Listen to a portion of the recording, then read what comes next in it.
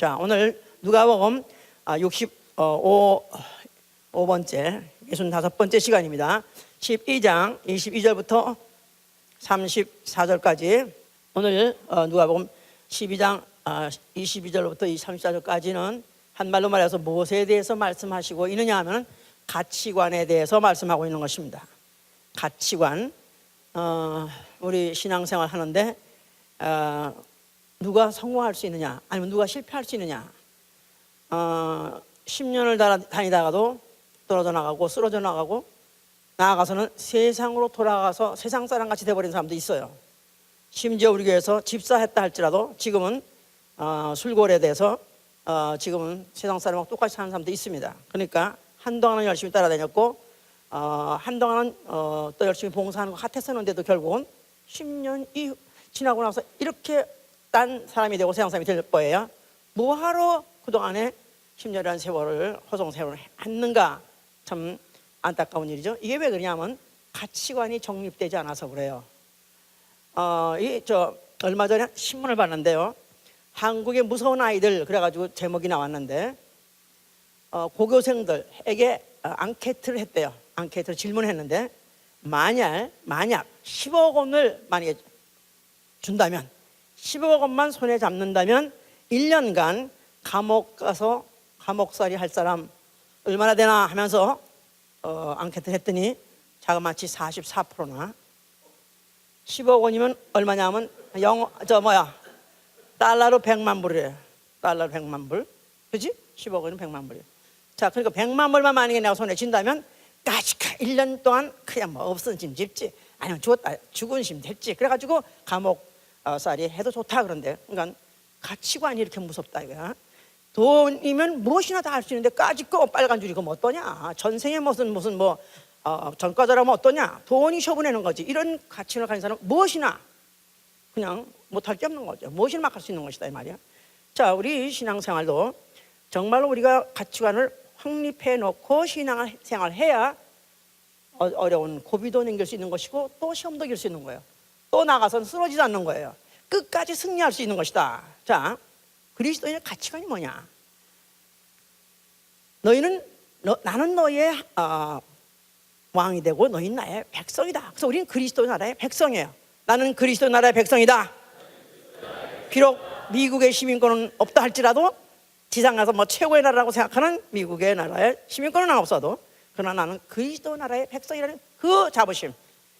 또 나는 너의 하나님 되고 너희 나의 자녀다. 나는 하나님의 자녀다. 나는 하나님을 아버지라고 부를 수 있는 난 자격이 있는 자다.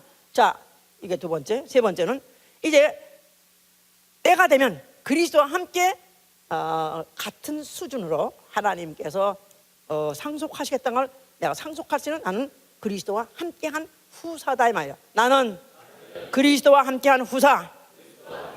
뭐를 상속받을 수 있는 후사입니까?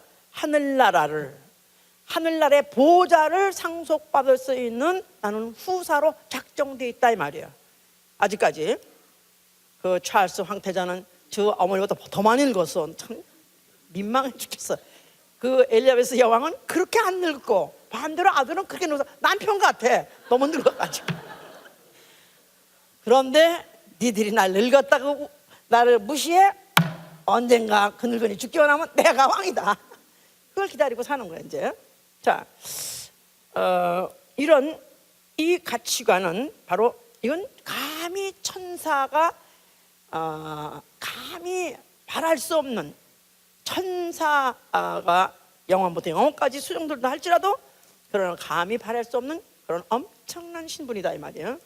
그러니까 이런 내가 가치를 내가 갖고 있다면 우리 신앙생활 자체가 어떤 어려움이 오고 아니면 또 어떤 때는 좀 축만 왔다가 어떤 약간 또 좀 은혜가 좀 덜한다 할지라도 무의미하면 안 된다 이 말이야. 신앙생활은 어떤 경우에도 무의미하지 않다. 나아가서는 무가치하지 않다. 내가 밤낮 이렇게 똑같이 이런 짓을 하고 내가 똑같이 이렇게 따라다니고 밤낮 세간 보내고 또 교회 스케줄 맞춰가지고 하다 보니까 1년이 가고 또 하다 보니까 돈도 못 모고 하다 보니까 또 직장 생활도 내가 제대로 못하고 이게 뭐냐고 어쩌면 그런 회의를 가질 수 있다 할지라도 만약 이 가치관만 확정되고 확립되어 있다면 어느 순간에도 무의미하지 것이고 어떤 경우에도 무가치하지 않은 것이다. 그런데도 불구하고 이것을 이제 도중에 회의가 들어버리면, 아니면 그런 가치관이 정립되지 않는 사람은 언제라도 쓰러지는 거예요. 애굽에서부터 이스라엘이 출애굽했습니다. 엄청난 이적을 보고 나왔습니다. 그래서 나올 때 그들은 막 하나님의 영광을 찬미하고 그들이 하나님의 백성 된 것에 대해서 얼마나 그들이 스스로 자부심을 갖고 있고 또 찬양했죠 이제. 그런데 그들이 광야에 나와서 매일 똑같은 음식 먹고 똑같은 또 옷 입고 똑같은 사람끼리 진짜 지루하지 진짜. 그러면서 그 생활이 반복되었을 때 그들은 뭔가가 획기적이고 뭔가가 충격적인 무슨 사건을 벌여오려고 해서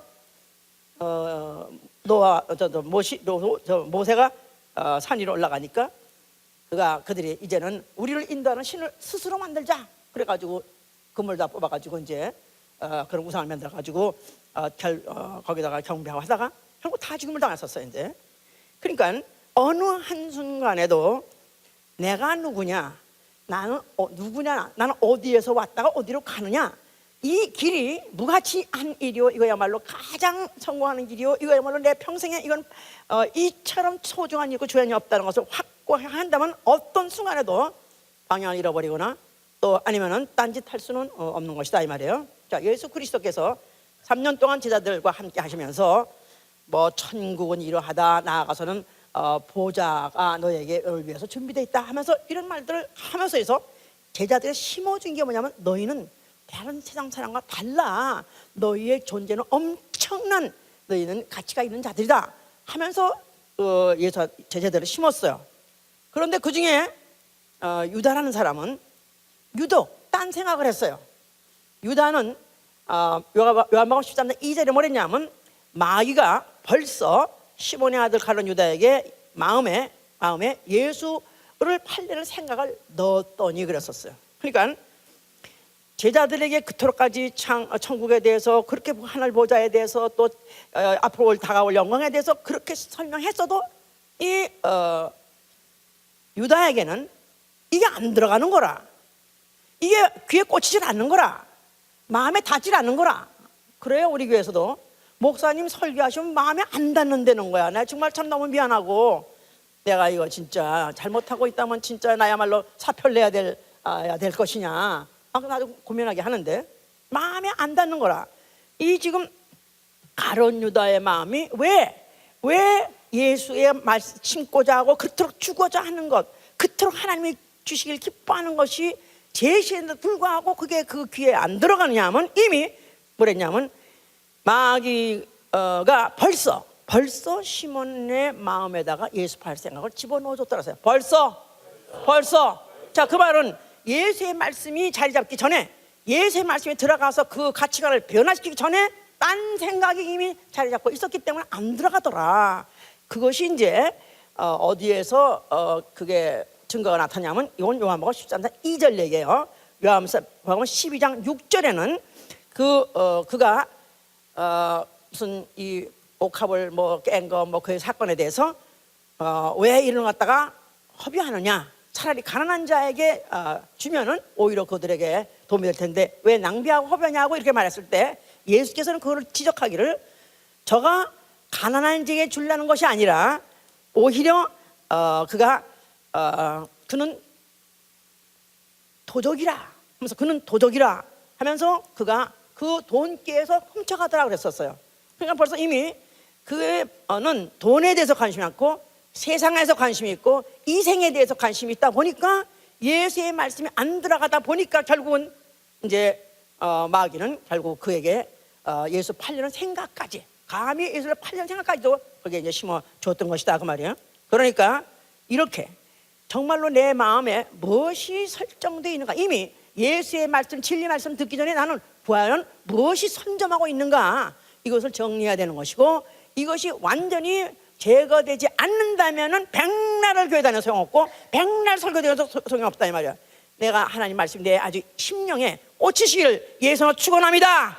자, 그는 마국간 출신이요, 거기다가 나사렛에서 성장하고 그의 외모도 전혀 볼품이 없는 너무나 평범한 사람이에요. 그러니까 그가 에게서 무엇을 기대할 수 있겠는가 했는데 그가 성령 받은 후에 그야말로 엄청난 일을 했습니다. 풍랑로도 풍랑이 막 일어났을 때도 꾸짖으니까 잠잠해지고, 또 나무도 열매를 못 맺었을 때 꾸짖으니까 말라져 죽어버리고, 또 사람 안에서 귀신을 불러내가 귀신이 나오기도 쫓아나기도 하고, 이렇게 엄청난 일을 많이 했다 이 말이야. 그런데 또 어느 한순간에 이상하게 잡혀가실 때는 또 맥없이 잡혀가고 그야말로 맥없이 죽어가더라. 자, 그래서 과연 그는 사람하고 다를 게 뭐냐? 그냥 죽고 결국 무덤으로 들어가면 그걸로 끝난 거 아니냐고 생각했는데, 그러나 죽은 지 사흘 만에 그는 무덤을 팍 차고 일어나시고 무덤에서 살아나오셨습니다. 할렐루야. 이를 누가 하시면 하나님이 그를 살리셨어요. 하나님이 그를 살리사, 하나님이 그를 살려가지고 하늘 보좌에 올려서 그를 하늘에 앉게 하셨기 때문에 그가 말씀하시던 그 말씀이 진리라는 것이 후에 입증된 것이다 이 말이에요. 그는 바로 누구냐? 난 그로 말미암아 모든 만물이 지음받다. 그가 바로 창조주요. 또 그가 바로 만물을 충만케 하시는 자의 충만이라고 에베소 2장 1장 23절 말씀, 만물을 충만케 하는 자의 충만이요. 그러니까 바로 빈 배에도 물고기를 채우고 또 광야에서 오병 이적도 일으키는 모든 것도 그는 바로 빈손 같으나 그는 만물을 충만케 하는 자는 충만, 그가 바로 누구냐면 조물주이기 때문에 그런 것이다 그 말이죠. 자, 바로 이 사실을 성령이 오심으로 인해서 믿는 자들 속에 들어오셔서 그는 하나님의 아들이시고 그가 지금 하늘 보좌에 살아 계시다. 그는 하늘 보좌에 앉아 계시고 그는 지금 살아 계시다는 것을 증거하고 계시기 때문에 이제 그 증거를 받은 사람이 그 증거를 영혼에서 받아들여서 그 증거가 믿어지는 사람으로 하여금 그리스도와 똑같은 공생애를 살게 하신 것이다 이 말이에요.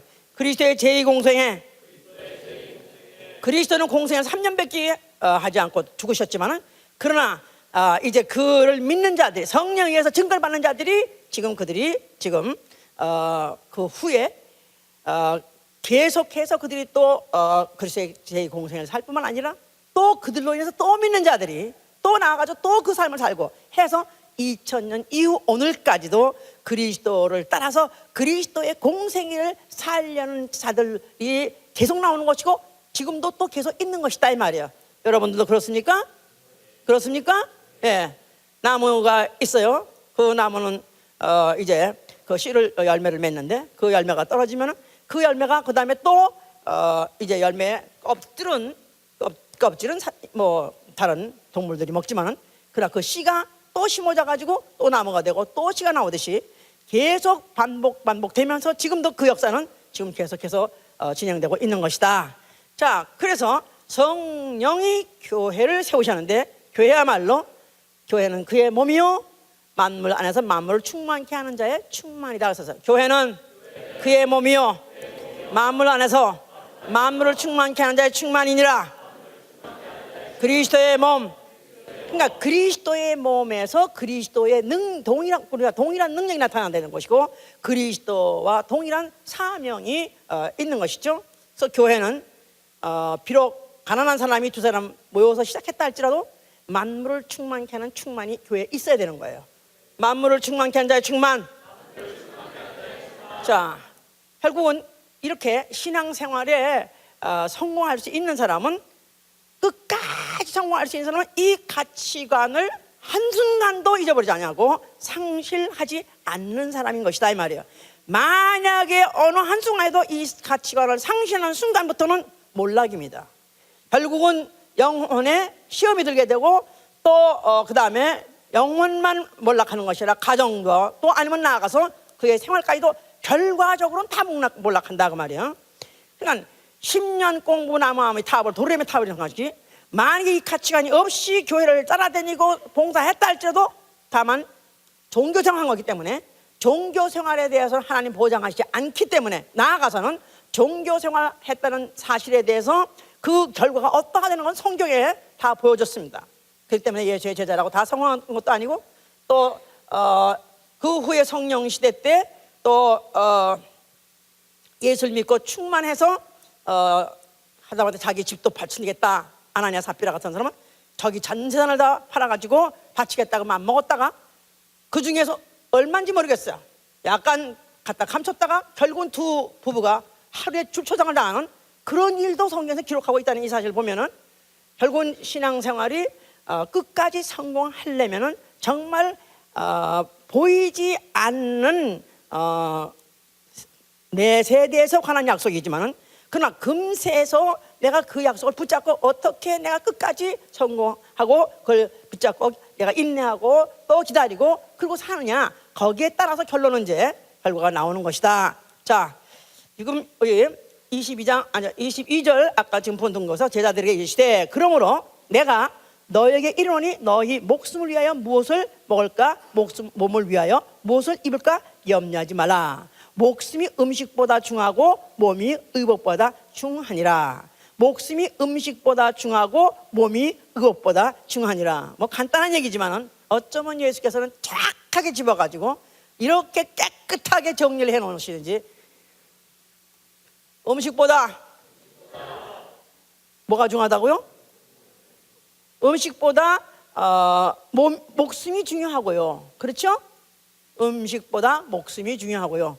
그러니까 음식이 아무리 산해진미 아무리 몇 해 먹을 거 아니면 죽을 때까지 먹을 게 있다 할때는 목숨까지 아무 소용없고 또 아무리 옷이 아무리 의복보다 옷이 옷보다는 몸이 중요하니라. 그러니까 음식보다 목숨이 중요하고 의복보다 몸이 중요하다. 이건 너무나 간단한 이치예요. 너무나 간단한 진리예요.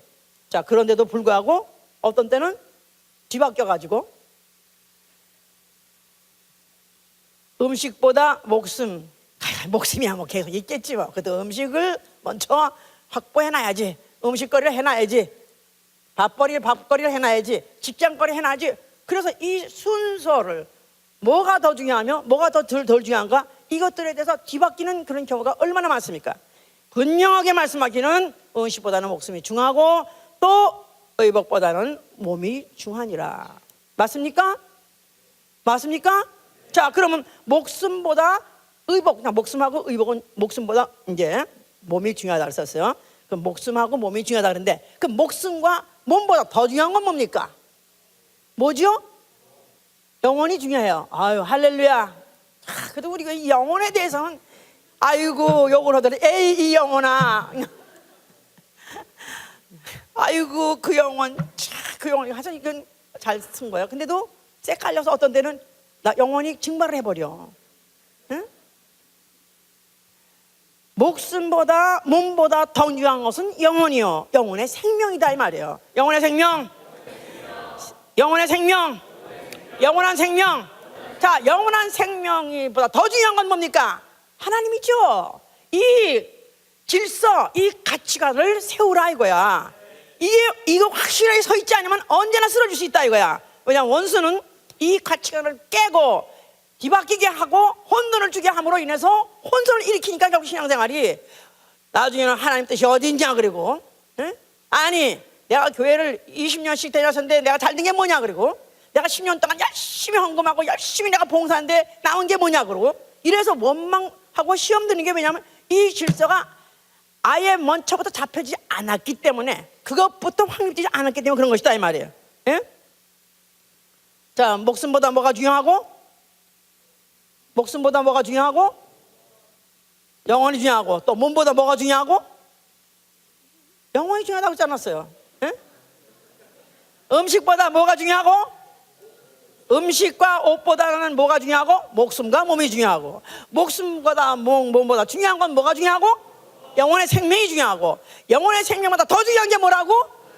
하나님이 중요한 것이다. 하나님이 어떻게 나를 보시냐가 중요하다 이 말이야. 그 영혼의 생명을 주신 이가 나를 어떻게 나를 보시고 어떻게 나에 대해서 생각하시고 계시고 어떻게 나를 지금 평가하고 있느냐, 이게 더 중요한 것이다 이 말이에요. 내가 어떻게 그분한테 어떻게 보이냐.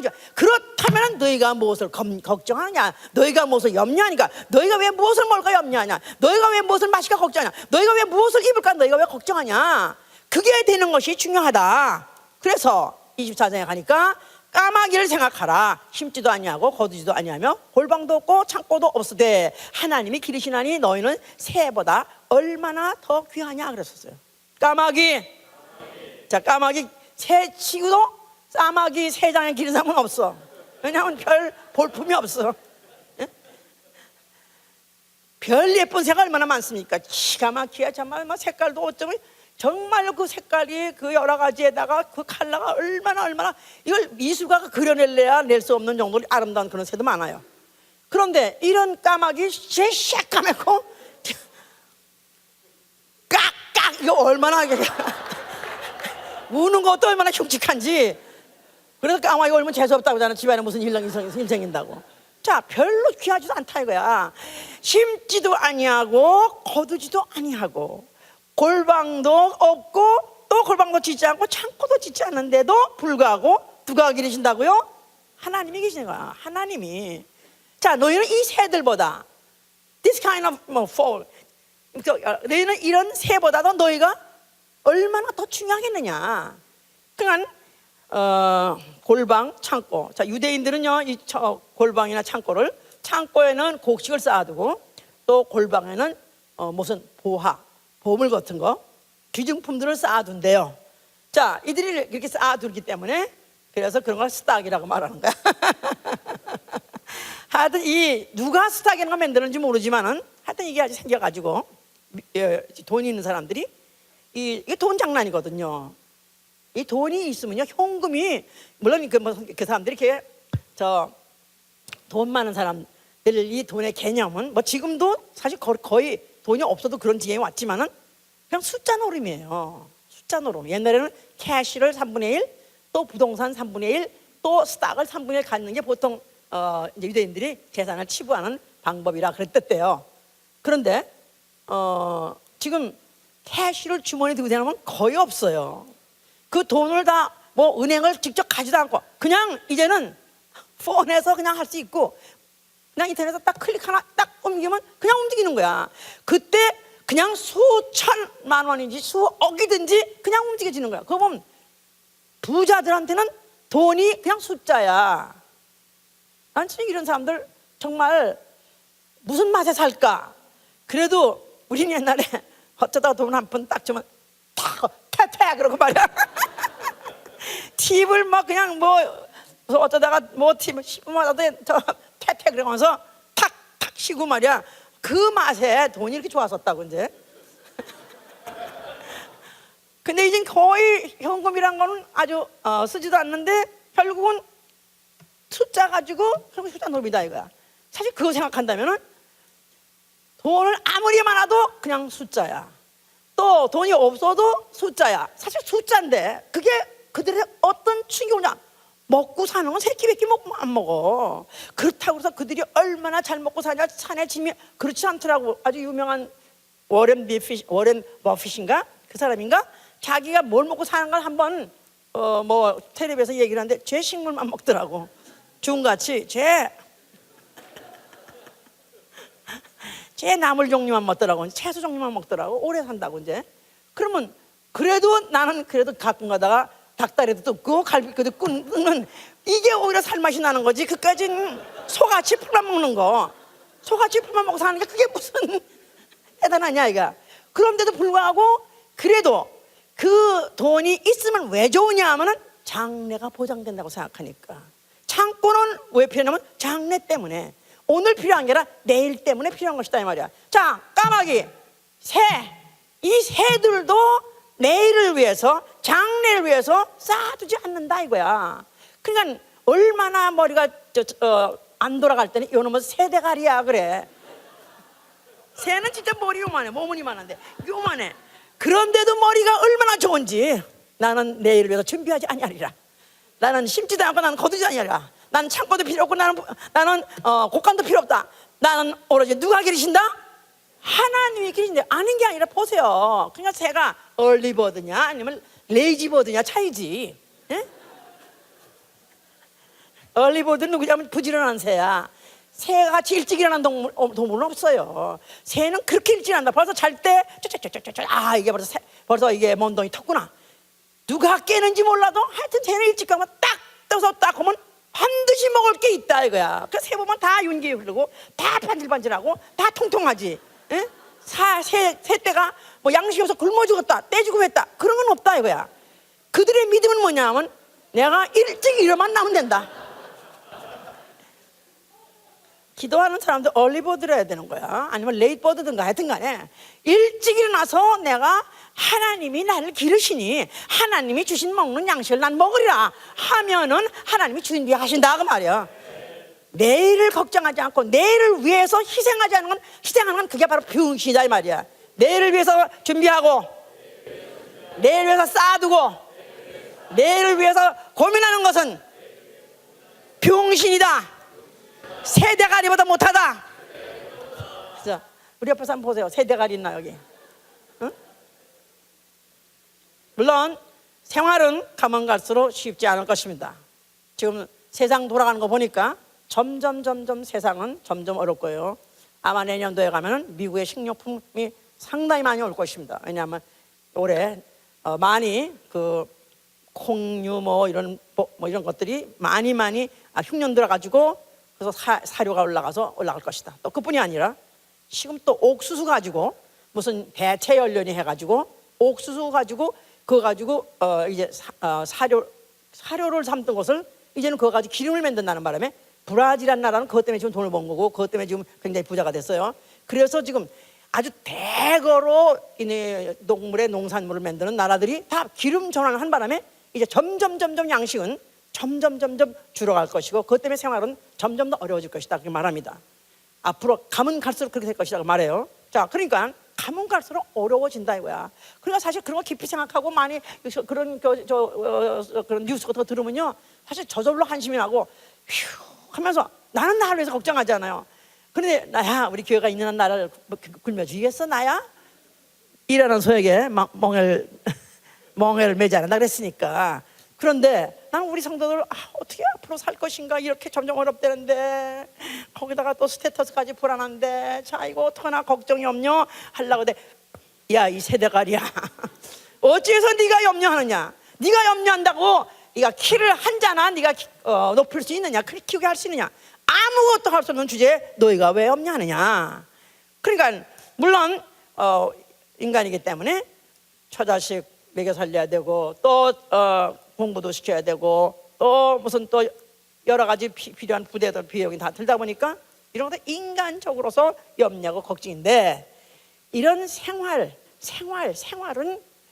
염려는 본질이 아니다 이 말이에요. 본질은 진정으로 내가 무엇을 염려해야 될 것인가. 본질은 바로 믿음이다 이 말이에요. 믿음. 자, 무엇에 대한 믿음? 예수 그리스도에 대한 믿음이다 이 말이에요. 예수가 이렇게 말씀하셨는데 과연 그는 믿을 만한 사람이냐 이 말이야. 과연 그에게 그 말을 믿고 내 일생을 던질 만하냐 이 말이야. 그 말씀을 믿고 내 경제생활 아니면 사회생활 가정생활 할 만하냐 그 말이에요. 예수 말씀 그대로 믿고 그 말씀 그대로 따라간 사람 쳐놓고 쪽박 차지하는 사람 아무도 없습니다. 예수의 제자들도 다 쪽박 쳤어요. 현직에서 다 그들이 직장을 놓고 나왔어요. 따라 나왔어요. 그래가지고 무단 다 가출하고 직장 다 떠나고 그리고 무슨 무전 걸식하듯이 예수 따라다니면서 그렇게 살았었어요. 그러나 결국은 그들 중에서 예수의 제자 중에서 고문을 받고 그들이 순교한 사람 있어도 굶어 죽은 사람은 아무도 없습니다. 예수의 제자 고문을 받고 순교했을지언정 굶어 죽은 사람은 한 사람도 없다. 그들은 직장을 떠났어요. 세관을 떠났어요. 그물을 놨어요. 그리고 떠나서 예수를 따라다녔지만 그들 중에서 그 이후에 한 사람도 굶어 죽은 사람 없다. 누가 먹이셨어요? 하나님 먹이셨어요. 누가 그의 인생을 책임졌어요? 예수 그리스도. 그를 부르시니까 책임지셨어요. 자, 예수는 누구시냐 하면 창조주예요. 믿으시면 아멘 하세요. 요한복음 1장 2절에 말씀으로 만물을 지으셨고 지은 것이 하나도 그가 없이는 된 것이 없느냐. 그는 창조주예요. 창조주기 때문에 창조의 이치를 알아요. 물질의 법칙을 안다 이 말이야. 물질의 법칙, 창조의 법칙. 창조하셨기 때문에 물질 창조하셨기 때문에 창조하신 물질의 그 법칙을 아시는 분이고 섭생의 법칙을 하시는 분이에요. 그가 만약에 이렇게 진단 내리고 말했으면 그 말씀이 옳은 것이고 그 말씀에는 반드시 그의 보장이 있는 것이죠. 광야에 갔어요. 사흘 동안 부흥했어요. 그러는데 이제 해도 저물고 하니까 그들이 한동안 막 너무 충만하고 너무너무 충만한 말만 야가 먹었는지 안 먹었는지 몸 밖에 있는지 몸 안에 있는지 잊어버릴 정도가 됐어요. 사흘이 됐는데 얼마나 충만케 하셨으면 사흘. 이 1시간 만에도 몸을 트는데 말이야. 사흘이 지났는데도 이들이 그냥 아무것도 먹지 않고 몰입해가지고 그 예수의 말씀 듣고 병 고치고 기적을 보고 그들이 완전히 충만. 자, 그런데 사흘쯤 되니까 이제 제자가 걱정하기를, 제자가 이곳은 빈들이요 날도 저물었으니 이제는 빈들이란 말은 이제는 뭐 여기에 우리의 현 생활을 해결할 수 있는 방법은 전혀 없습니다. 여기서는 할 수 없이 이제 말씀 듣고 충만했지만 이제 현실을 해결하려면 마을로 들여보내서 가서 각각 식량을 사오라고 하시죠. 이렇게 예수께서 물어봤어요. 날도 저물어서 춥고 이제 한고 또 배도 고프고 시장하고 하니까 가장 인간적인 말을 했다 이 말이야. 가장 인간적, 너무나 인간적, 가장 인간적, 너무나 인간적이고 이성적인 말을 했다 이 말이야. 얼마나 사랑 많고 얼마나 현실적이고, 배고픈 것도 뭔 놈의 배가 고파? 그게 아니라 제자들은 배가 고프고 또 시장하고 춥고 이런 것을 현실감을 똑같이 느끼기 때문에 그래서 그들 갖다 마을에 보내시죠. 예수께서는 그 대답에 응수하셔서 말씀하시기를 갈 것 없다 그러세요. 갈 것 없다. 그냥 배고픈 짓이나 나가라 그래가지고 배도 안 고프게 해주시면 될 것 아닌가 그렇게 말씀하신 게 아니라 갈 것 없다 너희가 주라 그랬었어. 그러니까 가장 피부적이요 가장 현실적으로 외면하신 분이 아니다 이 말이야. 인간이 갈 수 있는 한계 그 끝까지 가게 되면은 그가 책임지신다 이 말이에요. 너희가 주라. 뭘로 줍니까? 우리 아무것도 없는데요. 그랬더니 어떤 아이가 무슨 5 떡덩어리 뭐 2마리 물고기 있다 가져오라. 그래서 예수께서 축사하시니까 얼마가 먹고 얼마가 남더라? 남자만 5,000명 먹고 12강지가 남더라. 한 2만 명이 먹었답니다. 그 순간에 5 떡덩이 가지고 축사하시니까 2만여 명이 먹고 배불리 먹고 남았더라 그 말이에요. 자, 예수께서는 이와 같이 인간적이고 이성적인 그런 것에 대해서 그런 방법으로 해결하는 것은 부인하셨지만 그러나 인간이 먹어야 되는 거 배고프면 먹어야 되는 거 그거는 다 이미 아신다 이 말이에요. 그 자신이 이미 치유를 하셨기 때문에 배고픈 사정을 이미 치유하셨기 때문에 그가 이미 피부적으로 아시기 때문에 그가 언제 주느냐가 문제지 안 주는 게 아니다 이 말이에요. 예수께서 비인간적이거나 비이성적이 아니라 체휴를 하신 이기 때문에 인간의 고통도 아신다 이 말이에요. 그러나 언제 적합한 시기에 가장 최적 시기에라도 그는 주시고야 마시는 분이다. 할렐루야. 자, 27절에 보니까 백합화를 생각하여 보라. 실도 만들지 않고 짜지도 아니하느니라. 그러나 내가 너에게 말하노니 솔로몬의 모든 영광으로도 입은 것이 이 꽃 하나만 갖지 못하였니라. 오늘 이따가 내일 아궁이에 던지는 이 들풀도 하나님이 이렇게 입히시거든 하물며 너희 일까 보냐 믿음이 적은 자더라 그랬었어요. 자, 이 백합화 예를 들었어요. 자, 백합화가 스스로 실을 무슨 짜지도 않고 또 실을 만들거나 짜지도 않는데 그럼에도 불구하고 솔로몬의 모든 영광 입은 것보다도 더 영광이 더 승하다 그런 뜻이에요. 자, 솔로몬의 영광은 이 유대 이 전체 나라 아니죠. 이스라엘과 유대 남북방 남한국 북한을 총틀어서 솔로몬 같이 왕이 득세하고 왕이 영광스러운 왕이 없습니다.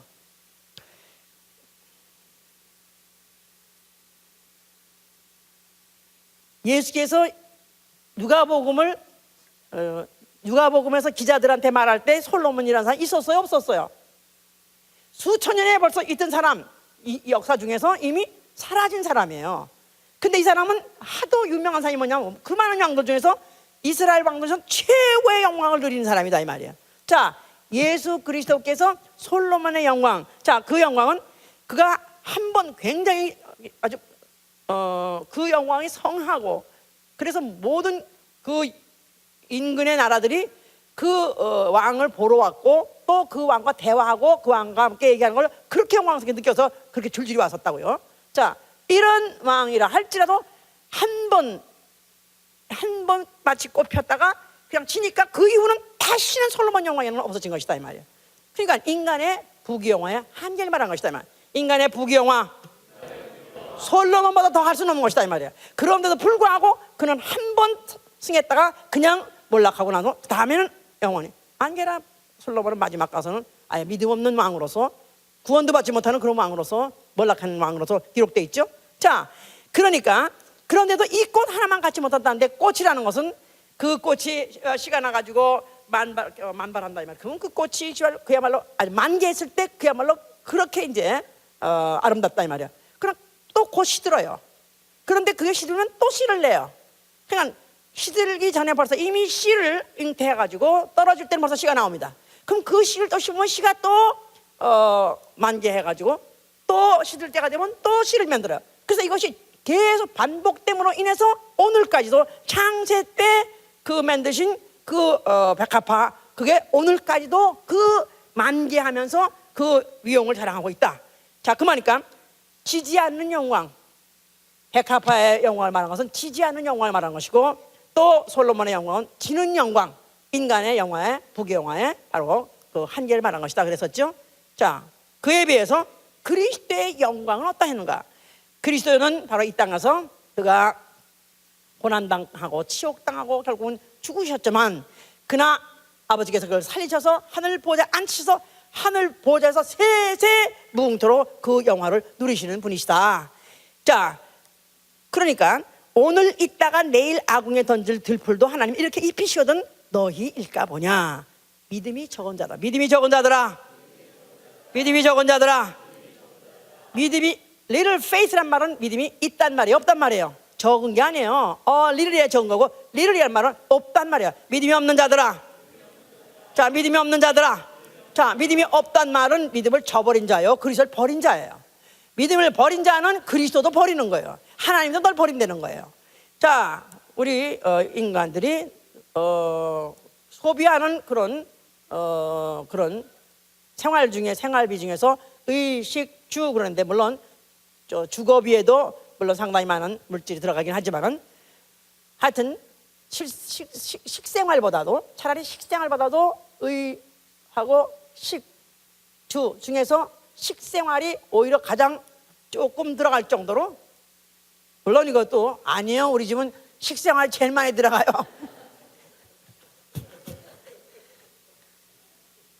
그런 사람은 여기 무슨 영광 이런 건 관계도 없어. 개같이 사는 거니까, 지금 먹는 것만 해서 사는 거니까. 그런데 지금 그것 때문에, 그러니까 사실 그러니까 의식주라는 건 사실 생활이고, 그것 때문에 생활비 또 아니면 그것 때문에 부담을 갖고 그 염려가 걱정하는데, 사실 그 중에서 지금 너무나 많은 부분들이 사실은 걱정하지 않아도 될 문제 때문에 얼마나 많이 지금 걱정을 하고 있는지. 소위 말해서 무슨 여기서는 뭐 우리 교회에서는 별로 그런 사람이 없겠지만은, 무슨 의복에 돈을, 비싼 의복을 입고 나아가서는 비싼 핸드백을 들고 또 비싼 차를 타고 또 비싼 집에, 그래서 이런 것 때문에 남한테 과시용, 남에게 전시용, 그래서 그걸 통해서 안 돼요, 그 부대로 영광을 받으려고 남한테 부러움을 당하고, 남이 부러워하고, 이야 저 사람 잘 나가네, 저 사람 정말 출세했네, 저 사람 참 아주 행복하겠네 해가지고 그렇게 치부를 받으려고 이런 데다가 얼마나 과비용 지출하는지, 이것 때문에 얼마나 많이 카드를, 그냥 보통 지금 한국에서 이런 청년 아이들이 보통 한 달에 빚을, 카드 빚이 무슨 200만 원, 400만 원 정도를, 그렇게 거의 평균 그렇대요. 그러니까 2,000불, 4,000불 쓴대. 2,000불, 4,000불 이렇게 못 쓴대. 그 돈들이 다 어디다 쓰냐면, 입고 그냥 쓸데없는 거 먹고, 또 쓸데없는 마시고 먹고죠, 이제 또 치장하고, 이런 것 때문에 이렇게 많이 든다고 그래. 이제 아무리 너희가 입으려고, 아무리 치장하려고 한다 할지라도 이 솔로몬 같이 네가 하기도 하겠느냐. 어림도 없는 얘기. 솔로몬도 다 헛된 영광을 위해서 살았는데, 너희는 아예 그렇게 되지도 못할 바에는 아예 포기하라. 차라리 예수 그리스도로 옷 입어라 이 말이야. 예수 그리스도로 옷 입어라. 예수 그리스도로 치장하라. 누가 제일 아름답습니까? 예수 그리스도로 치장한 사람이 제일 아름답지요. 안 그래요? 예수 그리스도로 옷 입은 사람이 제일 아름답지요. 제일 부럽죠. 그 앞에 얼마나 그런 사람이 있으면 막 오히려 그런 사람이 가서 주눅이 든다 이 말이야. 옷 잘 입은 사람, 옛날에 잘 나간 사람, 뭐 치장 잘한 사람, 좋은 차 타고 다니는 사람, 좋은 집 사는 사람, 이런 사람 앞에 주눅이 들어서는데 이제는 그런 사람이 아니라 정말로 예수 그리스도 옷 입은 사람, 정말로 아무것도 육체적으로 외적으로 치장한 거 아무것도 안 되는 오로지 예수로 옷 입고 치장한 사람은 그 이상 아름답고 그 이상 부러운 사람이 어딨냐 이 말이에요. 안 그렇습니까? 안 그렇습니까? 자, 또 29절 보시면은 믿음이 적은 자들아 너희는 무엇을 먹을까 무엇을 마실까 하여 구하지 말며 근심하지도 말라. 이 모든 것은 세상 백성들이 구하는 것이라. 너희 아버지께서 이런 것이 너에게 있어야 될 줄을 아시느니라. 너희는 그의 나라 그 육하라 그랬죠. 자, 여기 지금 무엇을 먹을까 무엇을 말까 구하지 말라. 구하지 말라. 그러니까 기도하지 말라. 기도하지 말라. 구하지 말라. 구하지 말라는 것은 그걸 위해서 그걸 취득하느라고 거기에 온 생애를 걸지 말라. 염려하거나 걱정하거나 그것을 위해서 추구하지 말라. 또 나아가서는 근심도 하지 말라는 거야. 그러면 이제는 기도할 필요가 없네요. 나아가서는 뭐 가만히 들어있으면 먹여 살려주겠죠. 그래서 실제로 뭐 하나님이 책임진다면서 직장 만두고 그 다음에 그냥 이 집에 붙어 살고 저 집에 붙어 살고 이 친척에 와서 붙어 살고 저 친척에 가서 붙어 살고 하나님이 또 이렇게 또 먹여주신다고 예? 이러면 안 된다 이 말이야. 예? 데살로니가 후서 3장 10절에 뭐랬냐면요, 규모 없이 행하는 자, 일하지 않는 자는 먹지도 말라는 거야. 규모 없이 행하는 자, 일하는 자, 일하지 않는 자 먹지도 말라. 그러면서 자기 양식을 먹으래. 자기 양식을 먹으라. 규모 없이 행하는 자. 규모 없이 행한다는 건요, 자기의 생활에 예산이 있다 이거야. 그 생활의 수준이 있다 이거야. 그런데 그런 그걸 초월하고 규모 없이, 저도 이게 아주 우리 교회에서 중에서도 규모 없이 하는 사람들 보면 늘 걱정스러워요. 그래서 뭐 큰 선 아주 그냥 마음이 여유가 있고 또 아니면 뭐 아주 그냥 사랑이 많고 또 그래서 넉넉하고 그래서 이렇게 남한테 잘 먹이고 또 잘 베풀고 잘 퍼주고, 물론 그런 것도 물론 좋습니다만은 규모가 있어야 돼. 규모가. 집안은 규모 없는 여자가 살려면 집안 망합니다. 규모 있는 사람이 살림을 하면은 가난해도 부족함이 없어요. 저는 진짜 규모 있는 사람이었어요. 내가 100원 콩나물을 100원어치 살까 200원어치 살까 고민하지 않고 사본 적 없다고 했지 않았어요? 뭐 고민이라고 해서 이렇게까지 고민 안 했지만 순간 구입할 때마다 뭘 살 때마다 이게 꼭 이렇게 사야 되나? 이만큼 사야 되나? 이걸 꼭 사야 되나? 이걸 안 사면 어떻게 되는 건가? 이걸 사면 어떻게 안 사면 어떻게? 이걸 꼭 생각하고 샀었어요. 그러니까 우리 딸 3명이 있는 중에 우리 언니는 아주 그냥 큰 통이 커요.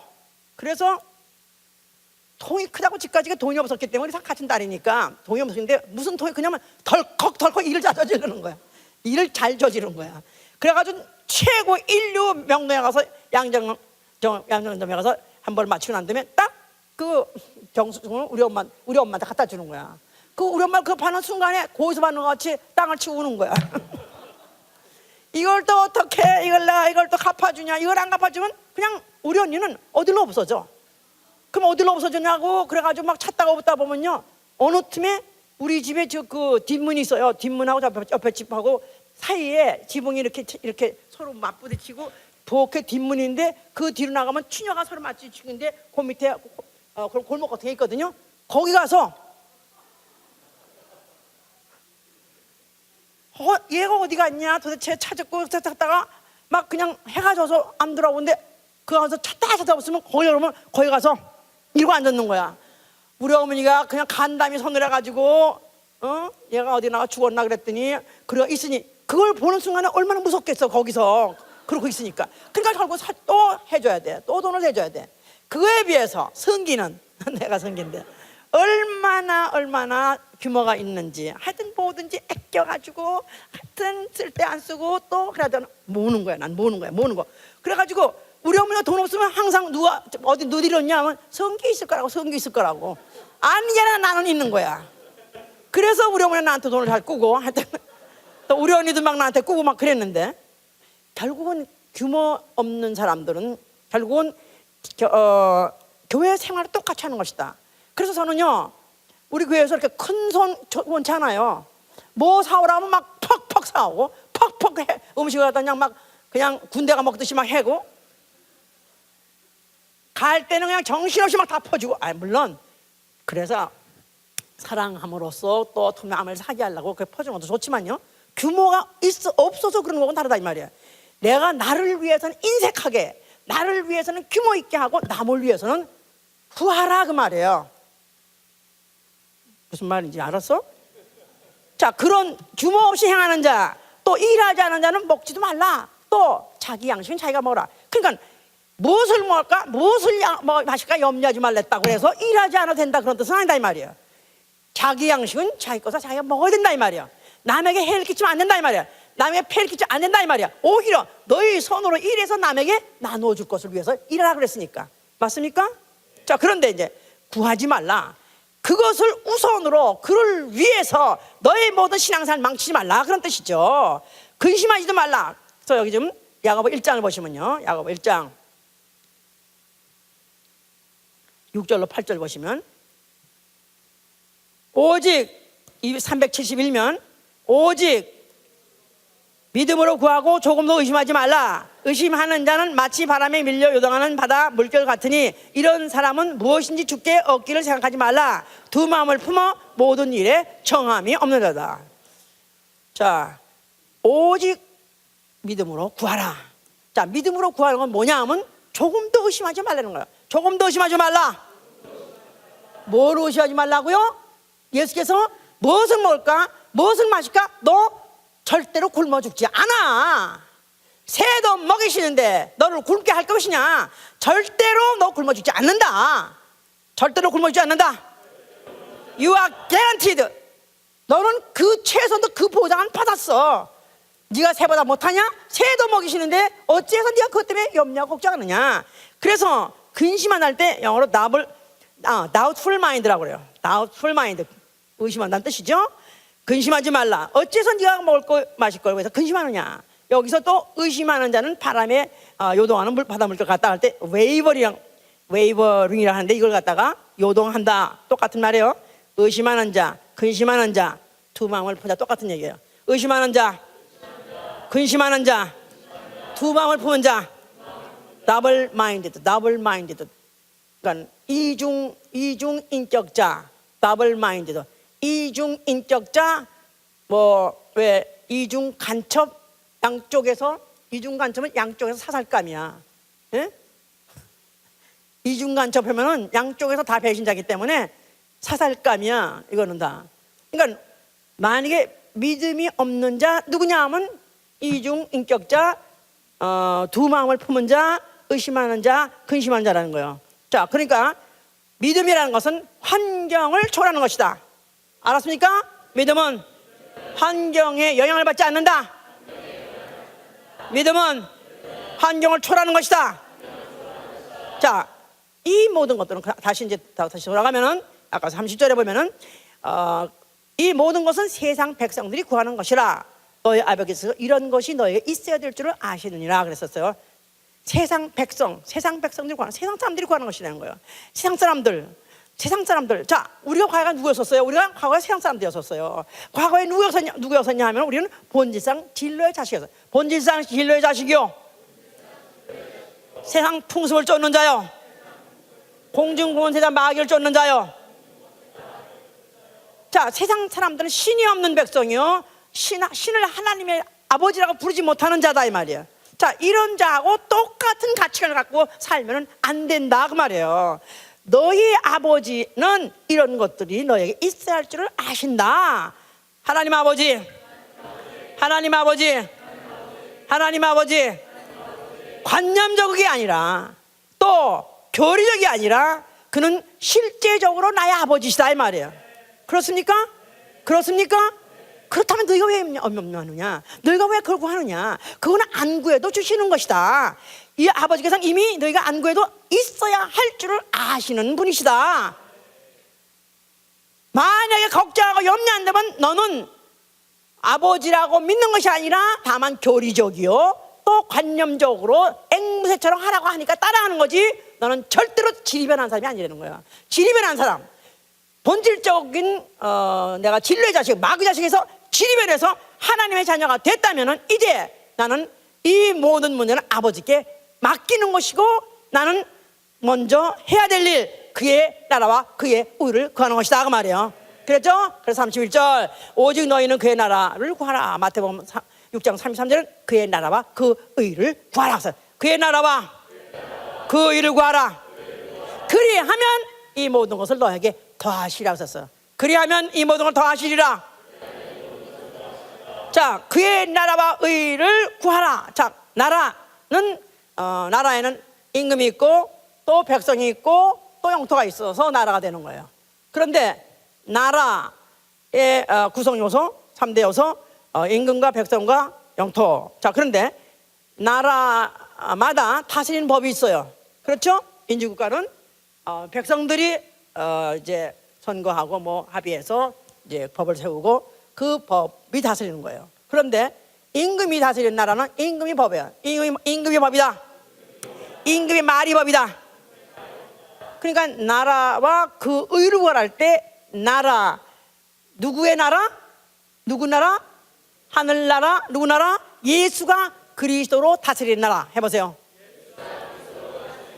자, 그 나라 백성 되시기 원하십니까? 왜 그렇습니까? 그 나라가 성령이 강림할 때 이미 이 땅에 임했어요. 교회는 바로 그의 나라가 지배하는 곳이에요. 그래서 조직이 있는 것이다 이 말이에요. 권위가 있는 것이다 이 말이에요. 자, 그래서 그 나라에 내가 만약 백성이 됐다 이 말이에요. 자, 그러면 그 백성이 법을 지켜야 되겠죠? 그래야 그 합법적인 내가 국민이 되는 것이고 나라의 혜택도 받을 수 있는 것이다 이 말이에요. 의무와 권리를 동시에 이제 그것이 같이 수행되는 것이죠. 의무를 이행해야 권리가 보장받는 것 같이. 그래서 이제 만약에 내가 예수 그리스도의 나라의 백성이 되었다면은 이제는 누구의 법에 지배받고 살아야 돼요? 예수의 말씀, 예수의 말씀, 예수의 말씀. 그러니까 예수의 말씀으로 지배를 받고 다스림 받고 살아야 그의 백성이 되는 것이고 그 나라의 혜택을 받는 것이다 이 말이에요. 그 나라의 국민으로서 백성으로서 혜택을 받을 수 있는 것이에요. 만약에 범법하는 자, 그런 사람은 그날의 혜택을 받지 못하는 것이다 이 말이에요. 자, 그러니까 먼저 그 나라와 의를 구하라. 그것은 뭐가 중요하냐면 그가 진짜 너의 임금이고 네가 진짜 그의 백성이냐 그 말이에요. 그 관계부터, 그 관계 확립부터가 중요한 것이다 그 말이에요. 그래서 적은 무리여, 여기서 뒤따라서 30절에 적은 무리여, 너희 아버지께서는 그 나라를 너에게 주시기를 기뻐하시느니라. 이 예수의 이 안타까운 마음이 적은 무리여 이렇게 말씀해요. 적은 무리여. 자, 그러니까 예수 그리스도의 여기도 굉장히 아주 뭐 일부 아주 너무너무 백성 그 많은 인류 중에서 아주 적은 극소수밖에 안 되는데 그 사람들에 대해서 예수께서 얼마나 그들을 아끼시고 사랑했는 것을 요한복음 13장에 말하고 있어요. 예수께서 세상을 떠나실 때가 가까우면 가까울수록 제자들을 더욱 사랑하시면서요. 예수가 제자를 얼마나 사랑했다는 거, 그 사랑하는 제자들이 얼마나 잘 되기를 원하시냐 했을 때, 적은 무리여 했을 때 거기에 아주 극소수 너희들 정말 내가 세상을 다 버리고 가고 세상을 내가 다시는 보지 않는다 할지라도 너희만큼은 내가 또 보길 원하고 너희만큼은 성공하길 원한다. 자, 그럴 때 너희 아버지가 너희에게 뭘 그렇게 주시기 원하지 않냐, 주시기를 원하지 않느냐? 바로 그 나라를 너에게 주시기를 기대한다. 기뻐하시고 기대한다. 절대로 너희는 그 나라 포기하지 마라. 절대로 그 나라 백성 되는 것을 포기하지 마라. 그러기 위해서는 그 말씀대로 살라, 그런 뜻이죠. 자, 그러다 보니까 30절에 가서 너희 소유를 팔아 구제하여 낡아지지 아니하는 주머니를 만들라. 곧 하늘에 둔 바 다함이 없는 보물이니 거기는 도둑도 가까이 하는 일이 없고 좀 먹는 일도 없어. 아니 음식 무엇을 먹을까? 염려하지도 말고 걱정하지 말라. 또 창고도 필요 없다. 곡간도 필요 없다. 거기다 다 싸지도 말라. 그것도 정 떨어지는 얘기인데, 응? 그것도 흥미 없는 얘기인데, 그런데 또 이제는 네 소리를 팔아서 오히려 구제하고 낡아지 않은 주머니를 만들어라. 이렇게 말하니까 사실 재미없는 거지. 진짜 정 떨어지는 거. 이걸 믿으면 하려고 하면 할수록 더 정념이 떨어진 얘기다 이 말이야. 에? 그러니까 아예 너희 소유를 팔아 그 말은 무소유가 되라는 거예요. 무소유의 행복, 무소유에 대한 보장. 네가 무소유가 되면은 내가 아예 보장하겠다. 오히려 하늘의 그 낡아지지 않는 주머니, 또 그 주머니는 하늘에 둔 바 다함이 없고 다함이 없는 보물이니까 거기는 도둑도 없고 점포도 없어지지 않을 것이다. 차라리 물론 여기는 구제에 대해서 말하는 것 같지만, 물론 구제도 물론 우리가 꼭 해야 될 때 가서는 물론 해야 됩니다. 그런데 하여튼 네가 네 소유를 오히려 팔아서 네 앞에 차라리 네 소유랑 아예 없이 무소유가 된다면, 그리고 난 다음에 그 나라와 의를 구하가 그가 더 하시는 양식으로, 그가 주시는 양식으로 너희는 먹고 살되 배불리 먹고 살 것이다. 오히려 그것은 더 100% 보장이 있을 것이다 하고 말씀하셨죠. 자, 그러면서 이제 마지막에 하신 말씀이 너희 보물 있는 곳에 너희 마음도 있으리라. 너희 보물 있는 곳에 너희 마음도 있으리라. 다시 말해서 하나님께 드리고 그리스도에게 드리고 교회에게 드린 것은 바로 하나님이 바로 그 보물 창고, 바로 보물 창고가 되시는 것이다 이 말이야. 하나님은 나의 보물 창고다. 내가 드린 것이 있어야 하나님은 나의 보물 창고죠. 내 보물을 들여서 본 적이 있어야 하나님이 나의 보물 창고가 되죠. 가장 소중하고 가장 귀하고 가장 아까운 거, 그야말로 이 세상에서 사는 동안에 돈처럼 소중한 게 있습니까? 돈이 되고 생활에 보존이 될 만한 것을 하나님께 내놓으라는 것이 하나님께 맡기는 거예요. 그러면 결국은 이 땅을 사는 동안에도 매일매일 그가 구하지 않아도 양식 주시고 나아가서는 네 영혼까지도 그리움되는 거예요. 내가 만약에 보물을 하늘에 쌌으면 네 영혼도 발로 그리한다는, 발시 보물은 자석과 같다요. 보물은 자석이다. 보물은 자석이다. 보물 있는 곳에 내 영혼이 끌려간다. 그러니까 주일에 가게 열지 마라. 그 상행하지 말라는 것은 돈이 걸려있다 이 말이야. 그러면 사람은 돈이 걸려있으면 그렇게 아무리 충만하고 아무리 열심히 믿음 생활 하려고 해도 돈이 걸려있으면 그게 잊어버릴 수가 없는 거야.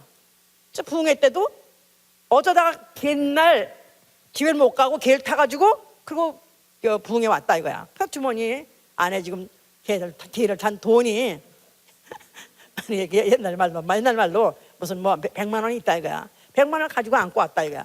그래서 막 말씀을 전하는데 목사님이 말씀하는 것마다 아멘 아멘 할렐루야 가지고 막 은혜가 다 충만한데 순간순간 그 보따리가 생각이 난다 이거야.